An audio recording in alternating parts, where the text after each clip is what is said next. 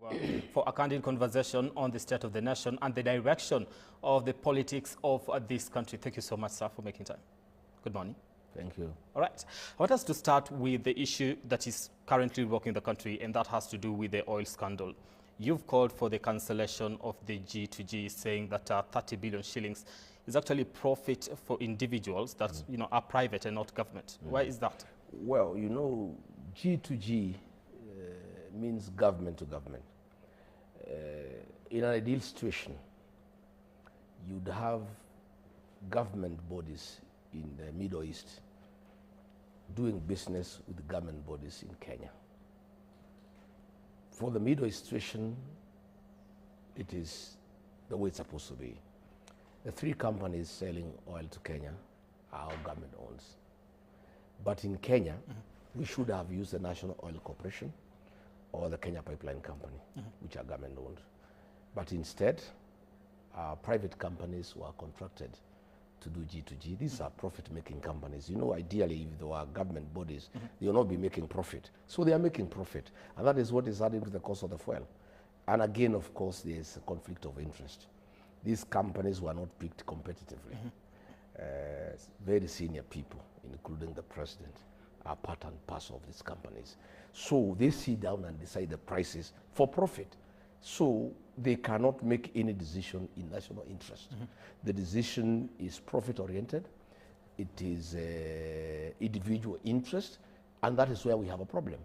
We are saying we need to open the importation of oil to market forces.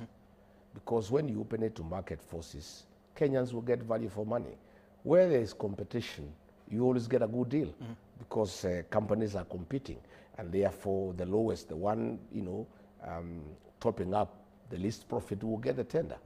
So we are calling on William Ruto to put aside personal interests and put national interests ahead as president of Kenya. Okay. And he has to make a decision whether he wants to be president of Kenya or he wants to be a businessman. Okay. You cannot be both. All right. Again, we have also called for the scrapping of the 16% VAT. It was 16, he scrapped up to 8, that is half. We are saying it's not enough, it cannot give sufficient relief to the people of Kenya. Again, we are calling on the removal of the 7 shillings fuel levy that was added. There before it was 18 shillings, it was put 25. This 7 shillings has been used to for securitization of loans that are hidden, and you have seen in IMF have called for the exposure of hidden loans. Okay. Loans are loans, and they must be reflected in the book so that we know what is the level of indebtedness to this country. So we are having a challenge. I am told that fares have started going up by 20 shillings. Somebody called me yesterday from Rwaka to Nairobi. They were paying 80 shillings, now it's 100 shillings. And I think the real impact of the increase will be felt in the next few days. Okay. And again, we also expect cost of consumer products to go up because most of these products are manufactured by equipment that is diesel driven. So it's a difficult situation for the country, but it is more complicated and untidy because of conflict of interest by the president and his cronies. Okay. If they had put national interest ahead of their personal interest, we will not be having the situation we are in. I'd like us to go back a little bit when we started this conversation of the G2G and how it came about. And back then, of course, you're still in office. And when this conversation was happening in regards to the G2G and which companies will actually be in charge of receiving or rather doing the trade, were you part of that conversation? No, I was not. I have said repeatedly that the Ruto administration is a one-man show. Everybody else is a flower girl. And that is why I could not last long, because I was elected by the people. And I have a mind of my own, and I'm a very principled leader as well. And I could not be part and parcel of the praise and worship choir. When we came into office, William Ruto appointed a team of advisors led by David D. These are the people who make all the decisions with William Ruto. And most of the decisions are in his personal interest. but he hides under the team of advisors. Many a times, William Ruto would make a pronouncement, a policy pronouncement concerning a certain ministry, when the cabinet secretary is not even aware. And the matter has been discussed with him and the so-called advisors. So when this G2G came, it sounded a good idea on paper, but later on I learned, of course I was not brought in on board because I'm not part of it. He did not loop me in to be part of the eating in the cookie jar. So I did not know exactly what the details until later is when I realized that it was not G2G, but G2R, government to Ruto. Okay. And there's nothing I could do about it. Most of these things, I raised concerns internally. I opposed them in cabinet committee. I opposed them in the main cabinet. I opposed many things on one-to-one meeting with the president. And he had very serious issues that I could dare to even question what he's doing. Okay, so your critics have argued that the first shipment that came into the country, you received that shipment under this particular framework of G2G. Yeah. And the statement that you read was like, it was a good deal and a good framework for the country because it is going to help the economy and also strengthen the Kenyan shilling. That's the way it looks on paper. Okay. The way it was explained by William Ruto to us in cabinet. All right. I'd like to ask whether that particular term, was it coercion for you to read that particular statement, or was it... in the first 1 year of our administration, I gave William Ruto the benefit of doubt. He had very high-sounding ideas and great things that sounded very attractive to me and to the people of Kenya.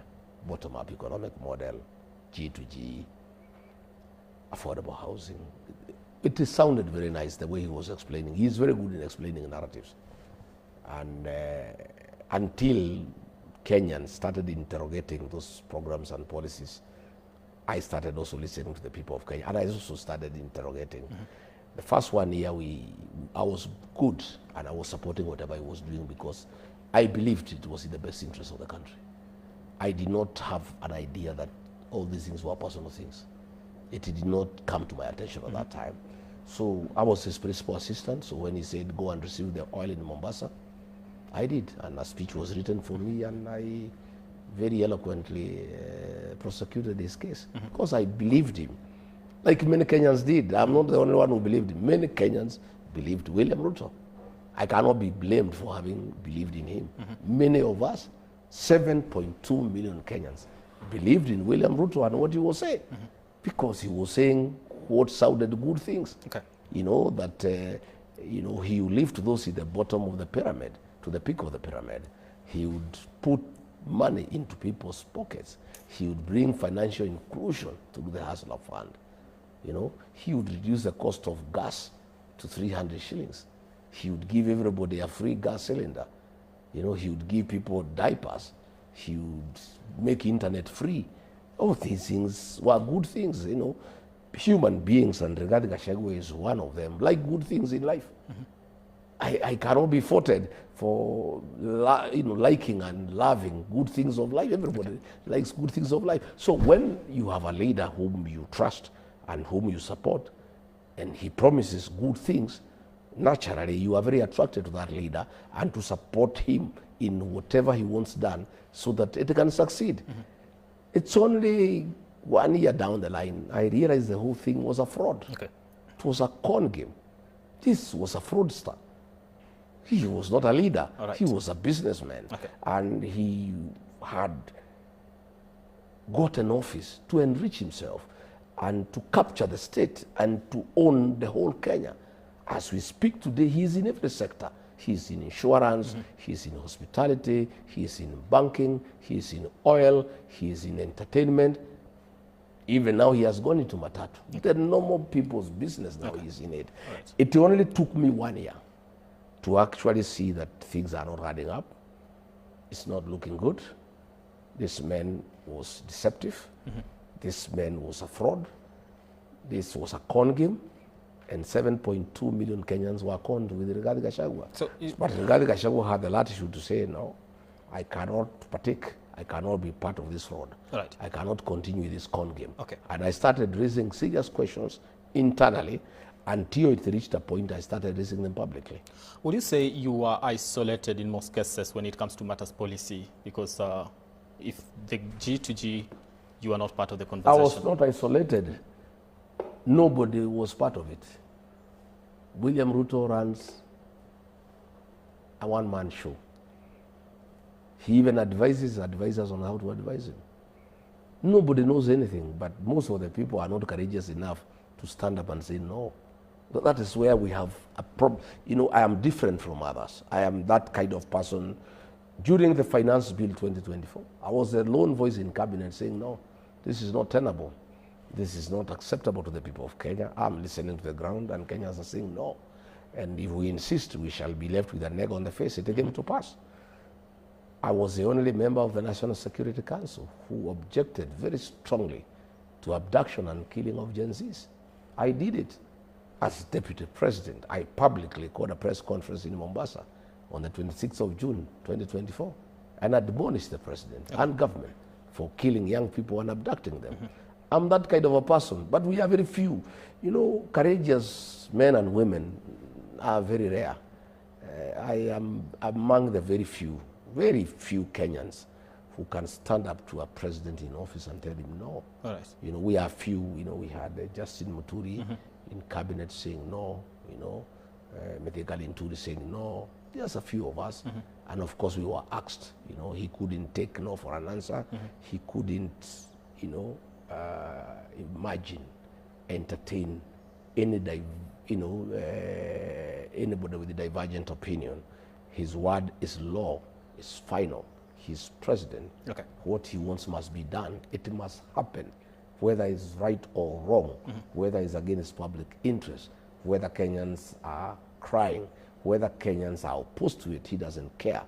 And that is why we now have a police state where goons have taken over the country, where police have gone rogue, where the criminal justice system is being used to clamp down on dissent. All right. And that's the situation we are in. We'll be coming into the issue to do with goons and police brutality, of course, in a few. But one of the companies that you mentioned linked to President William Ruto in the issue to do with oil is suing you for defamation. I have not been served. I heard about it, but nobody has served me, so I don't want to comment. Nobody has served me. Court matters. If you want to sue somebody, you serve him. If I've not been served, I'm not aware of any court case. I've just heard people talking about it in social media. I don't deal with the rumors on social media. If anybody wants to sue me, you serve me. Then my lawyers will go to court and defend me. All right. But will you still stand by the words that you used in terms of I am very clear. You have never heard me say I've been misquoted. I am a very meticulous leader. I don't just talk. I have a lot of information. And going forward, Kenyans will hear more. I have been very reluctant to spill most of these beans because it can bring the country down. And I'm a very patriotic Kenyan, and I would have wanted a situation where we face William Ruto